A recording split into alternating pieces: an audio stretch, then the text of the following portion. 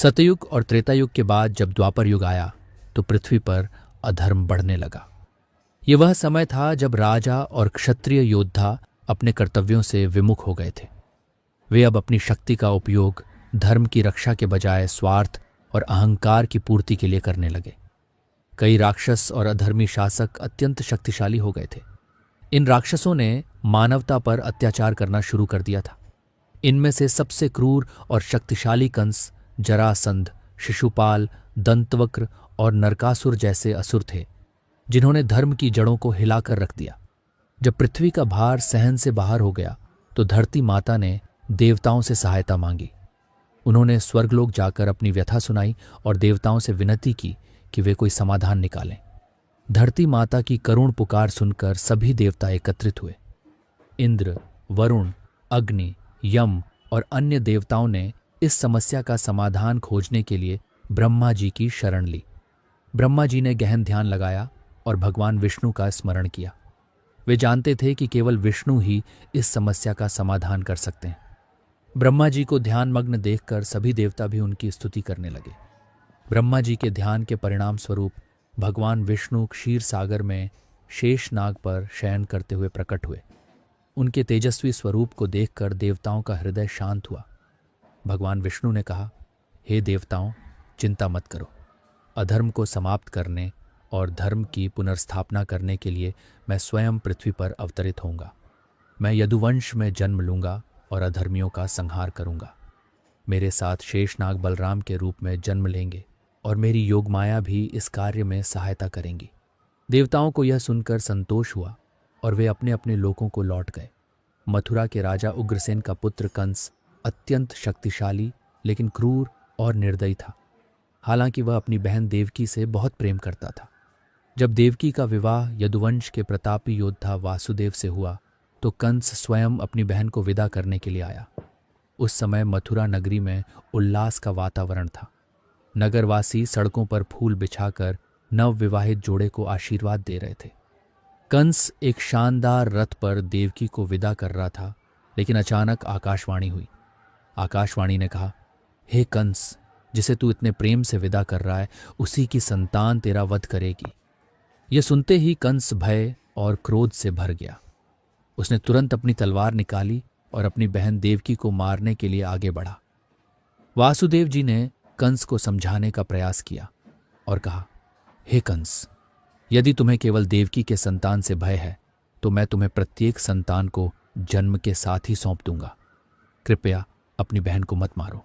कंस ने कुछ देर सोचा और फिर कहा, ठीक है, लेकिन मैं तुम्हें और देवकी को अपने कारागार में बंद कर दूंगा ताकि मुझे कोई धोखा न दे सके। जैसे जैसे समय बीतता गया, देवकी ने एक एक करके 6 पुत्रों को जन्म दिया, लेकिन निर्दयी कंस ने उन सभी को मार डाला। देवकी हर बार अपने बच्चे को गोद में लेकर रोती, लेकिन निर्दयी कंस उसे छीनकर पत्थर पर पटक कर मार डालता। 7वें गर्भ में बलराम जी थे, जिन्हें योगमाया ने रोहिणी के गर्भ में स्थानांतरित कर दिया, जिससे कंस को लगा कि देवकी का गर्भ नष्ट हो गया है। जब देवकी ने 8वें पुत्र को जन्म दिया तो रात के समय कारागार में अद्भुत चमत्कार हुआ। चारों ओर एक दिव्य प्रकाश फैल गया। कारागार के सभी द्वार स्वयं खुल गए। पहरेदार गहरी नींद में सो गए। देवकी ने देखा कि उनका पुत्र कोई सामान्य बालक नहीं बल्कि स्वयं भगवान विष्णु का अवतार था। श्री कृष्ण 4 भुजाओं में शंख, चक्र, गदा और पद्म धारण किए हुए थे। देवकी और वासुदेव ने भगवान की स्तुति की और प्रार्थना की, हे प्रभु, हम धन्य हैं कि आपने हमारे घर में जन्म लिया। कृपया साधारण बालक का रूप धारण करें ताकि कंस को संदेह न हो। भगवान मुस्कुराए और बालक रूप में परिवर्तित हो गए। वासुदेव ने श्री कृष्ण को टोकरी में रखा और गोकुल की ओर चल पड़े। यमुना नदी उफान पर थी, लेकिन जैसे ही वासुदेव जी ने श्री कृष्ण को लेकर नदी में प्रवेश किया, यमुना जी ने श्री कृष्ण के चरणों का स्पर्श किया और 2 भागों में विभक्त हो गईं। शेषनाग ने अपने फन से श्री कृष्ण पर छत्र तान दिया। उसी समय नंद बाबा की पत्नी यशोदा ने भी एक कन्या को जन्म दिया। वासुदेव ने श्री कृष्ण को यशोदा के पास सुला दिया और कन्या को लेकर वापस मथुरा लौट आए। जब वसुदेव जी ने श्री कृष्ण को यमुना नदी पार कराकर गोकुल में नंद बाबा के घर छोड़ा, तब उसी रात नंद बाबा और माता यशोदा को लगा कि उनके घर एक दिव्य बालक ने जन्म लिया है। वे नहीं जानते थे कि यह बालक कोई साधारण शिशु नहीं, बल्कि स्वयं नारायण का अवतार था। माता यशोदा ने जब बालक को पहली बार देखा तो उनके मन में अत्यंत प्रेम उमड़ पड़ा। बालक श्री कृष्ण का मुखमंडल चंद्रमा की भांति तेजोमय था। उनकी नेत्रों की ज्योति अलौकिक थी और उनके होठों पर मंद मुस्कान थी। उनका नन्हा शरीर नीलमणि के समान कांतिमय और आकर्षक था। जैसे ही माता यशोदा ने उन्हें गोद में उठाया, उनका हृदय असीम प्रेम से भर उठा और उनके नेत्रों से अश्रु बहने लगे। गोकुल के लोगों को जब यह झांत हुआ कि नंद बाबा के घर एक पुत्र रत्न का जन्म हुआ है, तो पूरे गांव में हर्ष की लहर दौड़ गई। सभी गोकुलवासी यह मानकर प्रसन्न थे कि गांव में कोई दिव्य बालक आया है जो सबका कल्याण करेगा। नंद बाबा ने इस शुभ अवसर पर भव्य उत्सव का आयोजन किया, जिसे नंदोत्सव कहा गया। उत्सव में गोप गोपियों को माखन, मिश्री, गुड़ और अन्य मिठाइयाँ बांटी गईं। नंद बाबा ने ब्राह्मणों और संतों को बुलाकर यज्ञ करवाया और उन्हें दान दक्षिणा दी। गायों को सजाया गया, उनके सींगों को रंगा गया और उन्हें विशेष आभूषण पहनाए गए। गोकुल की सभी गोपियां माता यशोदा को बधाइयां देने आईं और मंगल गीत गाए। पूरा गोकुल आनंद से भर गया और सभी को प्रतीत हुआ कि यह कोई साधारण बालक नहीं, बल्कि स्वयं ईश्वर का अवतार है। मथुरा में जब कंस को नारद मुनि से यह झात हुआ कि उसका संहारक जन्म ले चुका है, तो वह भयभीत हो उठा। उसने अपनी माया से यह जानने की कोशिश की कि यह बालक कहाँ जन्मा है, लेकिन भगवान की लीला से उसे कुछ भी झात नहीं हुआ। कंस ने आदेश दिया कि पूरे राज्य में नवजात शिशुओं को मार दिया जाए। उसने अपनी दानवी सेना में से पूतना नामक राक्षसी को बुलाया, जो एक मायावी स्त्री थी। पूतना ने अब तक सैकड़ों शिशुओं की हत्या कर दी थी और वह किसी भी रूप में बदल सकती थी। पूतना एक अत्यंत सुंदर स्त्री का रूप धारण कर गोकुल में पहुंची। उसका चेहरा चंद्रमा के समान उज्ज्वल था और उसकी आंखों में मोहकता थी। उसकी चाल में ऐसा आकर्षण था कि गोकुल की स्त्रियां भी उसे देवी स्वरूप मानने लगीं। वह धीरे धीरे नंद बाबा के महल में प्रवेश कर गई और माता यशोदा ने उसे सहज ही अंदर आने दिया। जैसे ही पूतना श्री कृष्ण के पास पहुंची, उसने उन्हें गोद में उठा लिया। उसने अपने स्तनों पर अत्यंत तीव्र विष लगाया था, जिससे कोई भी शिशु क्षण भर में मर सकता था। उसने श्री कृष्ण को अपना स्तनपान कराना चाहा, लेकिन तभी बाल कृष्ण ने अपनी लीला दिखाई। श्री कृष्ण ने जैसे ही स्तन को अपने छोटे छोटे कर कमलों से पकड़ लिया, उन्होंने उसे इतनी बलपूर्वक पीना शुरू किया कि पूतना छटपटाने लगी। पूतना ने उन्हें छोड़ने की बहुत कोशिश की, लेकिन श्री कृष्ण ने अपनी पकड़ और मजबूत कर ली। उसने अपना असली राक्षसी रूप धारण कर लिया और जोर जोर से चीखने लगी। उसकी भयंकर चीखों से पूरा गोकुल कांप उठा और गोकुलवासी भयभीत हो गए। अंततः श्री कृष्ण ने उसकी प्राण शक्ति खींच ली और वह विशाल शरीर के साथ धरती पर गिर पड़ी। गोकुलवासी यह देखकर स्तब्ध रह गए कि एक छोटा सा बालक इतनी शक्ति कैसे धारण कर सकता है। गोकुल में जब श्री कृष्ण केवल 3 महीने के थे, तो माता यशोदा ने उन्हें एक लकड़ी के रथ शकट के नीचे सुला दिया। उसी समय कंस ने शकटासुर नामक राक्षस को भेजा, जो एक मायावी दैत्य था। उसने अपनी शक्ति से रथ का रूप धारण कर लिया और श्री कृष्ण को कुचलने की योजना बनाई। जैसे ही माता यशोदा घर के अंदर गईं, शकटासुर श्री कृष्ण को मारने के लिए तैयार हुआ। बाल कृष्ण निर्दोष भाव से खेल रहे थे और अचानक उन्होंने अपने छोटे छोटे पैर हिलाए। जैसे ही उन्होंने रथ के पहिए को लात मारी, वह हवा में उछल गया। रथ के सभी पहिए टूटकर बिखर गए और अंदर छिपा दानव तड़प कर मर गया। यह देखकर गोकुलवासी स्तब्ध रह गए और माता यशोदा आश्चर्य में पड़ गईं। श्री कृष्ण की बाल लीलाओं में कालिय नाग का उद्धार एक अत्यंत महत्वपूर्ण और चमत्कारी घटना है। इस कथा में श्री कृष्ण ने अपने अलौकिक पराक्रम से एक भयंकर विषधारी नाग को पराजित किया और यमुना नदी को पुनः शुद्ध किया। ये कथा न केवल श्री कृष्ण की शक्ति को प्रदर्शित करती है, बल्कि यह भी दर्शाती है कि अहंकार और अधर्म का अंत निश्चित होता है।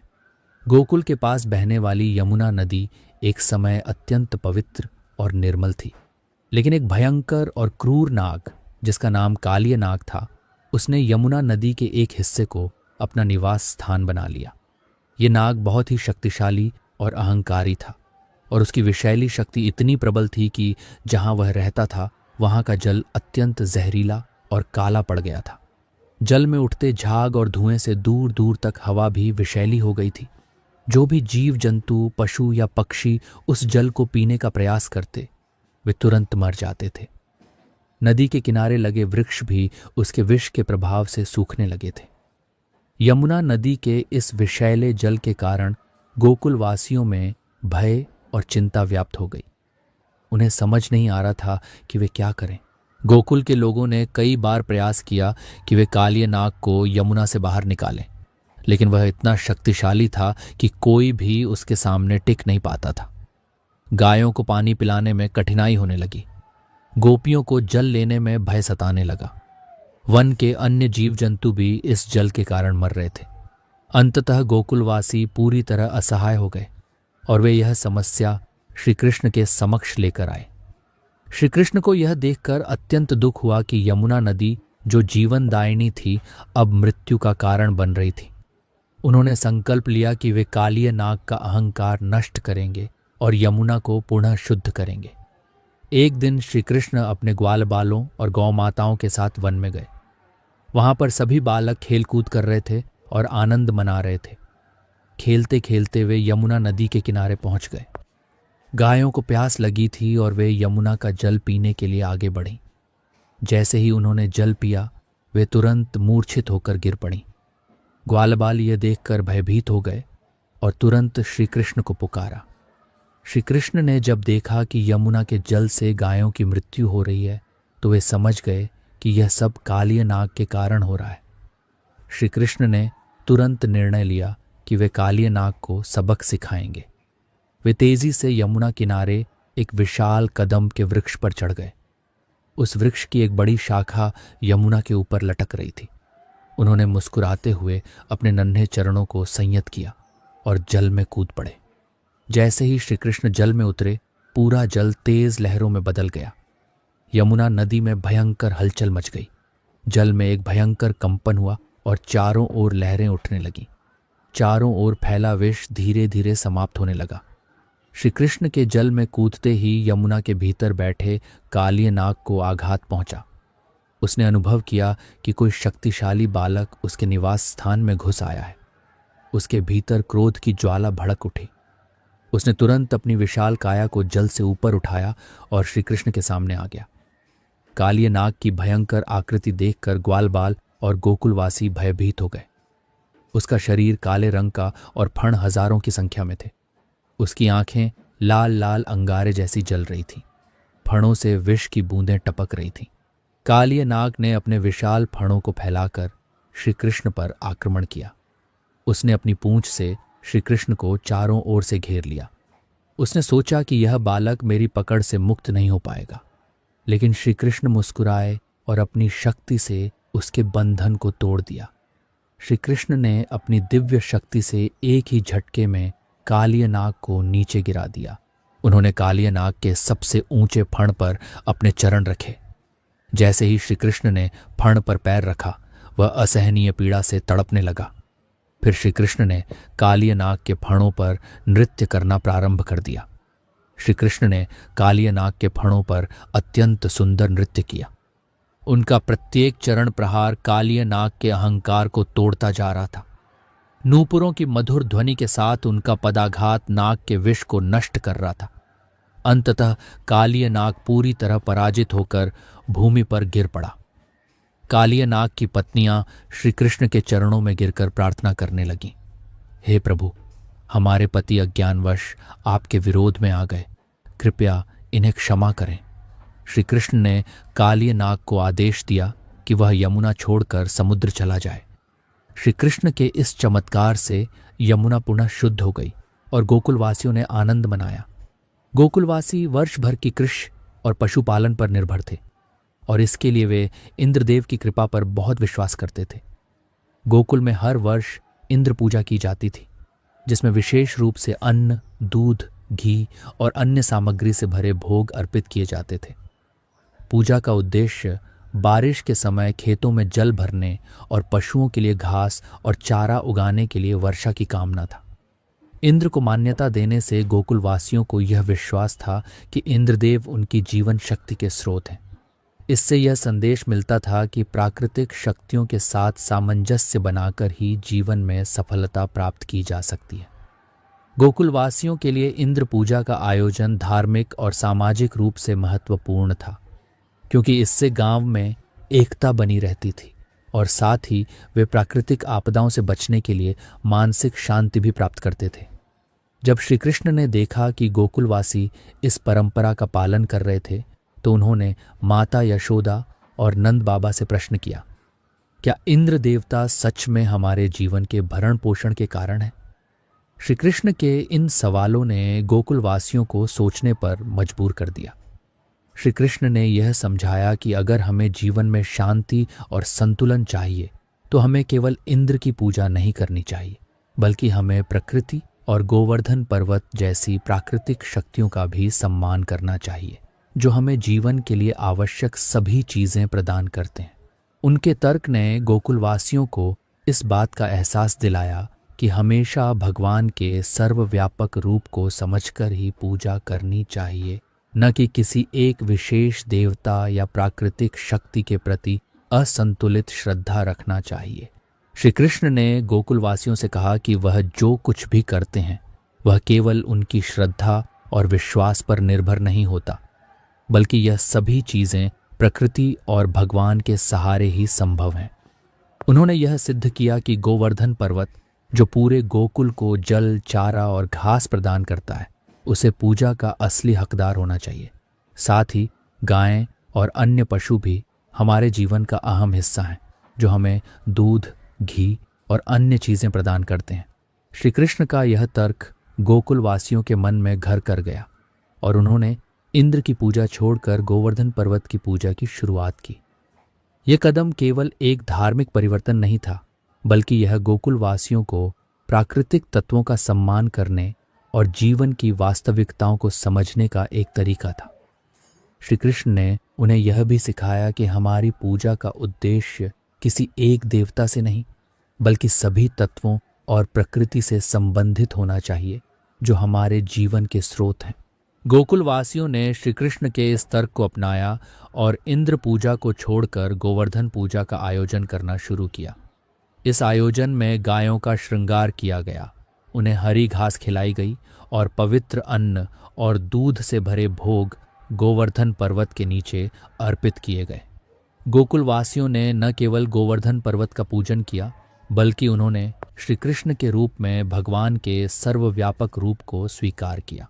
इस परिवर्तन ने गोकुलवासियों के बीच एक नए प्रकार की आध्यात्मिक जागरूकता पैदा की। श्री कृष्ण ने इस आयोजन के माध्यम से यह दिखाया कि ईश्वर की पूजा करने का सही तरीका है कि हम सबका सम्मान करें और केवल एक ही तत्व की पूजा न करें। जब इंद्रदेव ने सुना कि गोकुलवासियों ने उनकी पूजा छोड़ दी है, तो वे अत्यधिक क्रोधित हो गए। उनका अहंकार और गर्व न केवल उन्हें नियंत्रित करता है, बल्कि उसे वह अपने सभी कर्मों में प्रदर्शित करते हैं। इंद्र ने सोचा कि गोकुलवासियों को उनके अहंकार का एहसास दिलाना होगा, ताकि वे इंद्र की पूजा को फिर से स्वीकार करें। उन्होंने गोकुल पर मूसलधार वर्षा और अंधी तूफान भेजने का आदेश दिया। उनके इस क्रोध में वह सारी प्राकृतिक शक्तियां समाहित हो गईं, जो गोकुलवासियों के लिए विनाश का कारण बन सकती थीं। इंद्र ने अपने मौसम परिवर्तन से गोकुलवासियों को भारी संकट में डालने का निर्णय लिया। जब इंद्र ने अपनी शक्ति का प्रयोग किया, तो उसने गोकुल पर भयंकर बारिश शुरू कर दी, जो गोकुल को तबाह करने के लिए तैयार थी। आकाश में घने बादल घेर आए और बिजलियां कड़कने लगीं। तेज आंधी और तूफान से गोकुल के घर झूलने लगे और बारिश ने गोकुलवासियों के लिए भारी संकट पैदा कर दिया। गायें, बकरियां और अन्य पशु भयभीत हो गए, जबकि बच्चे और वृद्ध जन रोने लगे, क्योंकि वे इस भयंकर मौसम से बचने के लिए आश्रय ढूंढ रहे थे। गोकुलवासी समझ गए कि यह इंद्र का क्रोध है और वे श्री कृष्ण की शरण में गए, क्योंकि वे ही इंद्र के क्रोध से बचने का एकमात्र उपाय थे। जब गोकुलवासी श्री कृष्ण के पास पहुंचे और प्रार्थना की, हे कृष्ण, हमें बचाओ। तो श्री कृष्ण ने उन्हें आश्वासन दिया, डरो मत, मैं गोवर्धन पर्वत को उठाकर तुम्हें सुरक्षा प्रदान करूंगा। इस आश्वासन ने गोकुलवासियों को शांति दी और वे श्री कृष्ण पर पूर्ण विश्वास करने लगे। श्री कृष्ण ने कहा, तुम सभी यहाँ सुरक्षित रहो, मैं पर्वत को अपनी अंगुली पर उठाकर तुम्हें यहाँ शरण दूंगा। श्री कृष्ण ने गोवर्धन पर्वत को अपनी छोटी अंगुली से उठाया और गोकुलवासियों को उसके नीचे सुरक्षित स्थान पर बुला लिया। ये दृश्य कृष्ण की असीम शक्ति और उनके दिव्य रूप को प्रकट करता है, जिससे यह सिद्ध हुआ कि वह केवल एक बालक नहीं बल्कि संपूर्ण ब्रह्मांड के नियंत्रक हैं। उन्होंने यह साबित किया कि कोई भी प्राकृतिक आपदा या शक्ति उनके सामने लाचार है। गोकुलवासियों ने देखा कि श्री कृष्ण ने पर्वत को उठाया और 7 दिनों तक उसकी छांव में सभी को सुरक्षित रखा। इस दौरान न तो वर्षा रुकी और न ही तूफान थमा, लेकिन श्री कृष्ण की शक्ति के सामने यह सब कुछ व्यर्थ हो गया। जब इंद्र ने देखा कि श्री कृष्ण ने गोवर्धन पर्वत उठाकर सभी को बचाया है, तो उनका अहंकार पूरी तरह से टूट गया। उन्होंने समझा कि श्री कृष्ण केवल एक बालक नहीं बल्कि वे सर्वशक्तिमान भगवान हैं। इंद्र ने अपनी गलती स्वीकार की और श्री कृष्ण से क्षमा मांगी। उन्होंने कहा, हे कृष्ण, मैं आपका परम भक्त हूँ। मैं अहंकार में था और आपने मुझे सही रास्ता दिखाया। कृपया मुझे क्षमा करें। श्री कृष्ण ने इंद्र के अहंकार को समझते हुए उन्हें क्षमा कर दिया और उन्हें आशीर्वाद दिया। श्री कृष्ण ने इंद्र को आशीर्वाद दिया और सिखाया कि अहंकार नष्ट करने के बजाय भगवान की शरण में रहना ही सबसे श्रेष्ठ है। उन्होंने गोकुलवासियों को गोवर्धन पूजा को हर वर्ष मनाने का निर्देश दिया, ताकि प्राकृतिक शक्तियों का सम्मान किया जा सके और जीवन में संतुलन बना रहे। गोकुलवासियों ने श्री कृष्ण की जय जयकार की और उन्हें गोविंद कहकर पुकारा। यह घटना आज भी गोवर्धन पूजा के रूप में मनाई जाती है और यह श्री कृष्ण के दिव्य रूप और उनके सच्चे ज्ञान की प्रतीक है। रासलीला की कथा श्री कृष्ण के जीवन की सबसे खूबसूरत और रहस्यमय लीलाओं में से एक है। एक रात श्री कृष्ण ने गोकुल की गोपियों के साथ रासलीला की। गोपियां श्री कृष्ण के प्रेम में पूर्ण रूप से समर्पित थीं। इस रासलीला को देखने के लिए सिर्फ आंखों से देखना ही नहीं, बल्कि आत्मा के गहरे स्तर तक इसे महसूस करना आवश्यक था। गोपियां श्री कृष्ण के प्रेम में नृत्य करती थीं, लेकिन यह केवल शारीरिक प्रेम नहीं था। ये एक आध्यात्मिक प्रेम था जो भक्ति और समर्पण से भरा हुआ था। गोपियों के साथ नृत्य करते हुए श्री कृष्ण ने यह संदेश दिया कि सच्ची भक्ति केवल आत्मा का समर्पण होती है, न कि बाहरी रूप से दिखावा। यह लीला श्री कृष्ण के दिव्य प्रेम और परमात्मा से जुड़ने की शक्ति का प्रतीक थी। गोकुल में श्री कृष्ण की माखन चोरी के किस्से बच्चों और बड़ों सभी के बीच मशहूर थे। गोकुलवासियों द्वारा माखन का भंडारण किया जाता था और श्री कृष्ण उन्हें चुपके से चुरा लेते थे। उनकी मासूमियत और चंचलता ने सभी का दिल छू लिया। लेकिन इस माखन चोरी में एक गहरी शिक्षा भी छिपी हुई थी। ये लीला बताती है कि भगवान कभी भी किसी भी रूप में अपने भक्तों के साथ नटखट और खेल करते हैं। श्री कृष्ण ने माखन चोरी की और गोपियों से इसे छिपाकर खाया, जिससे यह संदेश मिला कि भक्ति और प्रेम में न कोई डर होता है, न कोई सीमा। भगवान के साथ हमारा संबंध मासूम और बिना शर्त होना चाहिए। सभी राक्षसों का वध श्री कृष्ण ने अपनी बाल्यावस्था में ही कर दिया, लेकिन कंस का आतंक बढ़ता जा रहा था। नंद बाबा और अन्य ग्वालों ने महसूस किया कि मथुरा के निकट रहने से श्री कृष्ण हमेशा संकट में रहेंगे, इसलिए वे उन्हें लेकर वृंदावन चले गए। श्री कृष्ण ने मथुरा छोड़कर वृंदावन जाना इसलिए स्वीकार किया क्योंकि वृंदावन प्रेम और भक्ति की भूमि थी, जहां सांसारिक बंधनों से परे केवल राधा और गोपियों का निश्चल प्रेम था। वहां के निवासियों के लिए श्री कृष्ण केवल एक राजकुमार नहीं बल्कि उनके प्राण प्रिय थे। वृंदावन में रहते हुए श्री कृष्ण ने प्रेम और भक्ति की नई परिभाषा गढ़ी, जिसे आज भी भक्तगण अपनाते हैं। श्री कृष्ण के वृंदावन में रहने का सबसे महत्वपूर्ण कारण राधा रानी और गोपियों के साथ उनका दिव्य प्रेम था।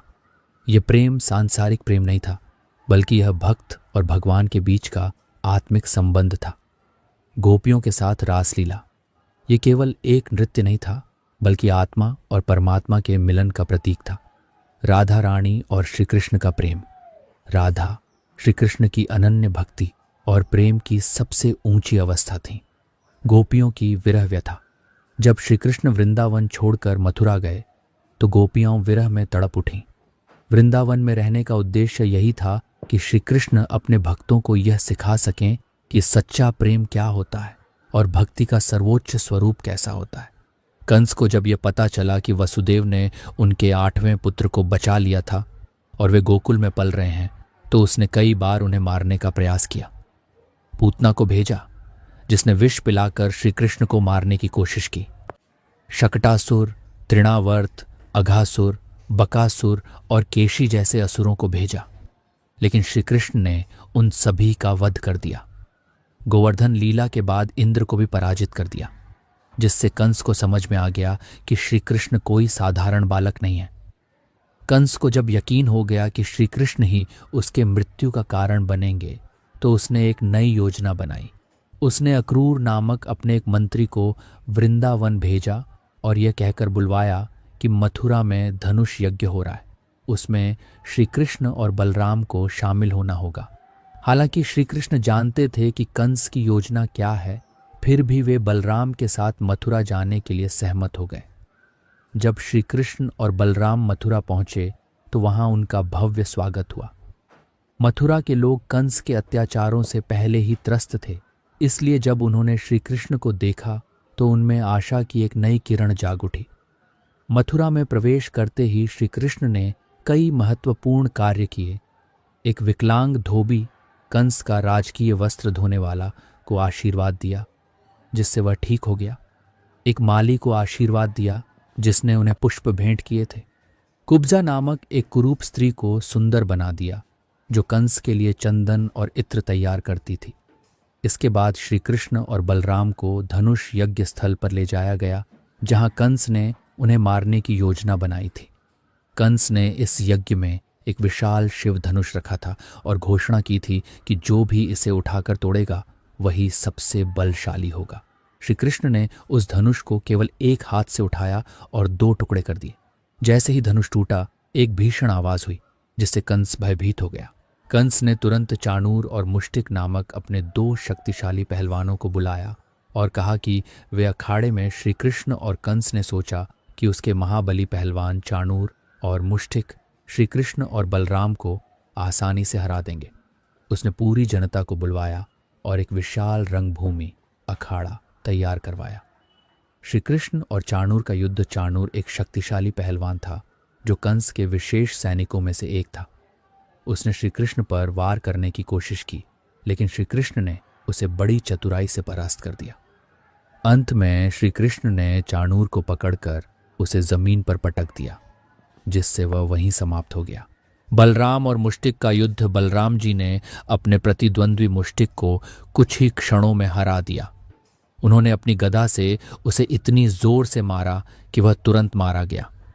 ये देखकर कंस और भी अधिक भयभीत हो गया, लेकिन उसने हार मानने की बजाय अपने सैनिकों को श्री कृष्ण और बलराम को पकड़ने का आदेश दिया।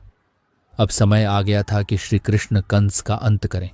जैसे ही कंस ने सैनिकों को हमला करने का आदेश दिया, श्री कृष्ण सीधे उसकी ओर दौड़ पड़े। वे एक ही छलांग में राज सिंहासन तक पहुंच गए, जहां कंस तलवार लेकर खड़ा था। श्री कृष्ण ने कंस को उसके बालों से पकड़ लिया और उसे घसीटकर अखाड़े में ले आए। कंस ने बहुत संघर्ष किया, लेकिन श्री कृष्ण ने उसे पूरी शक्ति से उठाकर जमीन पर पटक दिया। उसी क्षण कंस के प्राण निकल गए और वह धरती पर निःजीव गिर पड़ा। इस प्रकार कंस का अंत हो गया और मथुरा के अत्याचार का अंत हुआ। कंस का वध केवल एक ऐतिहासिक घटना नहीं थी, बल्कि इसके पीछे गहरे आध्यात्मिक अर्थ छिपे थे। कंस अहंकार, भय और अधर्म का प्रतीक था, और श्री कृष्ण सत्य, धर्म और प्रेम के प्रतीक थे।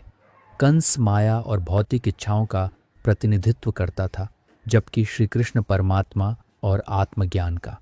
श्री कृष्ण का कंस का वध यह दिखाता है कि जब सत्य का प्रकाश आता है तो अंधकार का अंत निश्चित होता है। कंस के वध के बाद श्री कृष्ण सीधे कारागार गए, जहां उनके माता पिता वसुदेव और देवकी वर्षों से कैद थे। कंस ने अपने माता पिता को भी जेल में डाल दिया था ताकि कोई उन्हें मथुरा के सिंहासन पर न बिठा सके। श्री कृष्ण ने कारागार के ताले तोड़े और अपने माता पिता के चरण स्पर्श किए। ये एक अत्यंत भावुक क्षण था, क्योंकि पहली बार देवकी और वसुदेव ने अपने पुत्र को साक्षात देखा। श्री कृष्ण ने उन्हें आश्वासन दिया कि अब मथुरा में धर्म की स्थापना होगी और कोई अन्याय नहीं होगा। उन्होंने यह भी प्रण किया कि वे अपने माता पिता की हर प्रकार से सेवा करेंगे।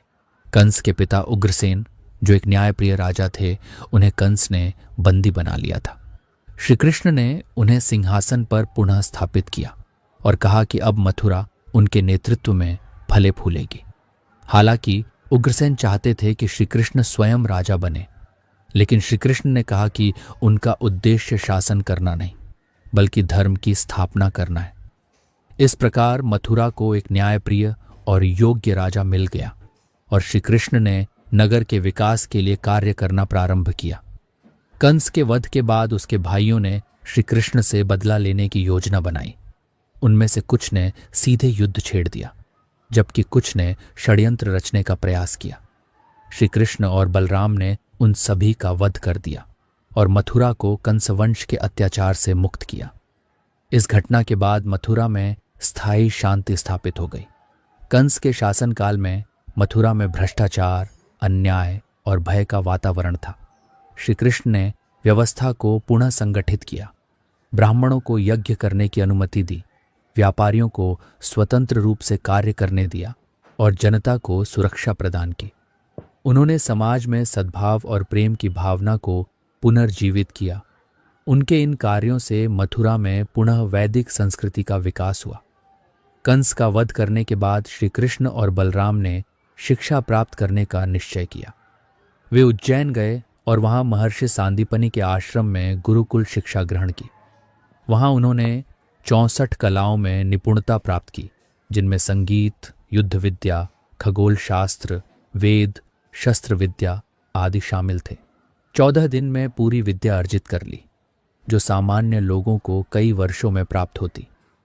गुरु दक्षिणा के रूप में सांदीपनि के मृत पुत्र को पुनर्जीवित किया, जिससे सभी चकित रह गए।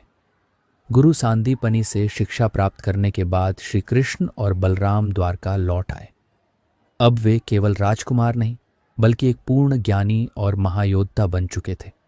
इस दौरान उन्होंने शस्त्र और रणनीति की गहरी समझ प्राप्त की, जिससे आगे चलकर वे कई युद्धों में अपराजेय साबित हुए। कंस का वध होते ही मगध के राजा जरासंध, जो कंस के समधी थे, श्री कृष्ण से बदला लेने के लिए बार बार मथुरा पर आक्रमण करने लगे। जरासंध ने 17 बार मथुरा पर आक्रमण किया, लेकिन हर बार श्री कृष्ण और बलराम ने उसकी सेना को पराजित कर दिया। हर युद्ध में जरासंध हजारों सैनिकों के साथ आता, लेकिन श्री कृष्ण की युद्ध नीति इतनी कुशल थी कि जरासंध को हर बार पीछे हटना पड़ा। जरासंध को मारने के बजाय श्री कृष्ण उसे हर बार छोड़ देते थे, ताकि वह बार बार हमला करे और अपनी शक्ति खो दे। जब जरासंध ने 18वीं बार मथुरा पर आक्रमण किया, तो श्री कृष्ण को एहसास हुआ कि अब यह युद्ध अनावश्यक रूप से मथुरा के निर्दोष लोगों को प्रभावित कर रहा है। इसलिए उन्होंने समुद्र के बीच एक नया नगर बसाने का निर्णय लिया। उन्होंने भगवान विश्वकर्मा से द्वारका नगरी का निर्माण कराया, जो एक अभेद्य किला था और समुद्र के मध्य स्थित था।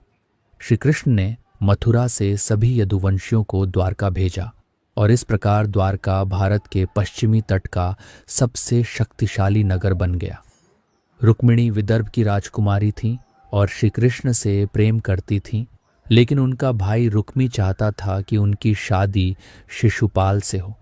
जब रुक्मिणी को यह पता चला, तो उन्होंने श्री कृष्ण को संदेश भेजा कि वे उन्हें विवाह के लिए स्वयं ले जाएं। श्री कृष्ण ने रथ लेकर विदर्भ पहुंचे और रुक्मिणी का हरण कर लिया। रुक्मी ने उनका पीछा किया, लेकिन श्री कृष्ण ने उसे हरा दिया। अंततः रुक्मिणी और श्री कृष्ण का भव्य विवाह संपन्न हुआ, जिससे द्वारका और विदर्भ का संबंध मजबूत हुआ। नरकासुर एक राक्षस था जिसने 16,100 कन्याओं को बंदी बना रखा था।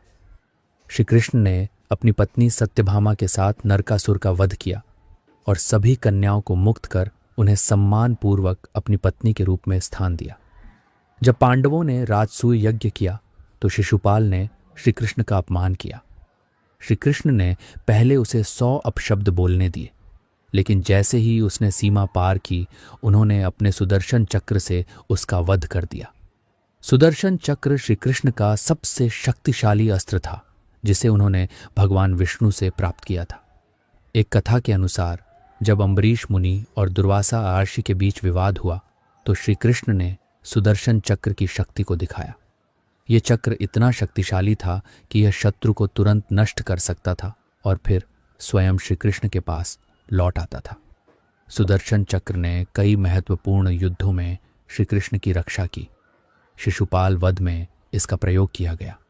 महाभारत युद्ध में जयद्रथ और कौरवों को पराजित करने में इसका महत्वपूर्ण योगदान रहा।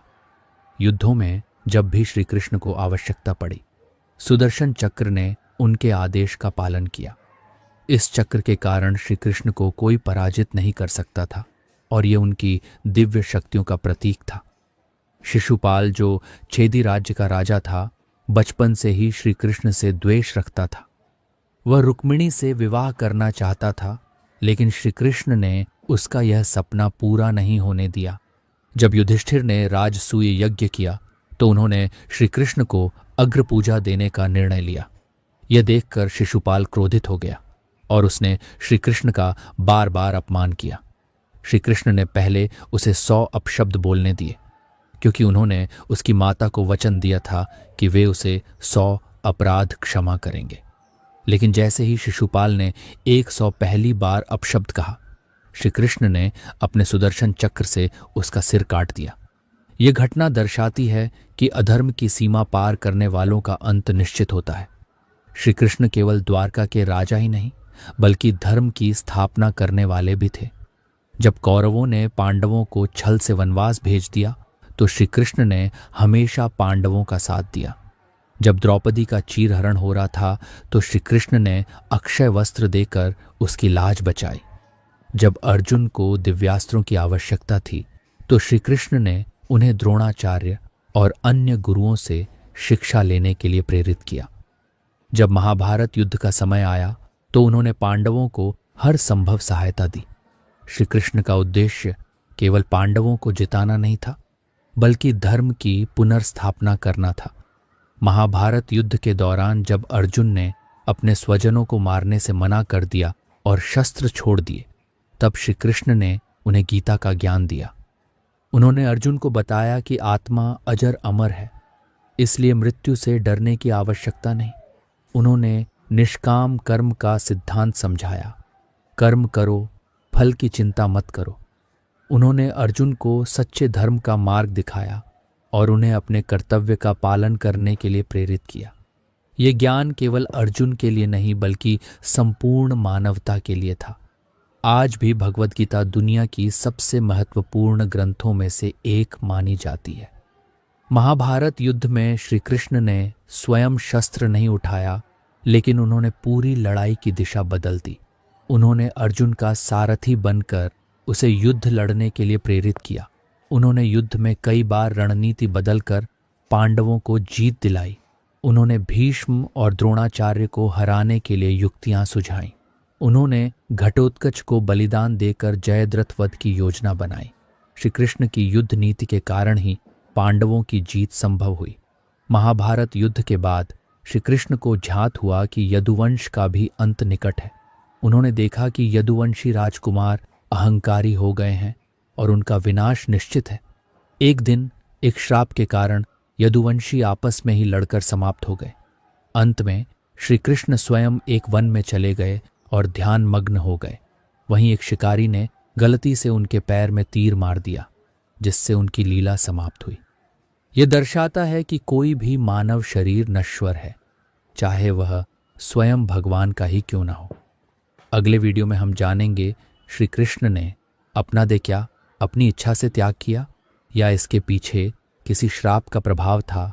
तो मिलते हैं किसी नेक्स्ट वीडियो में, तब तक के लिए अलविदा।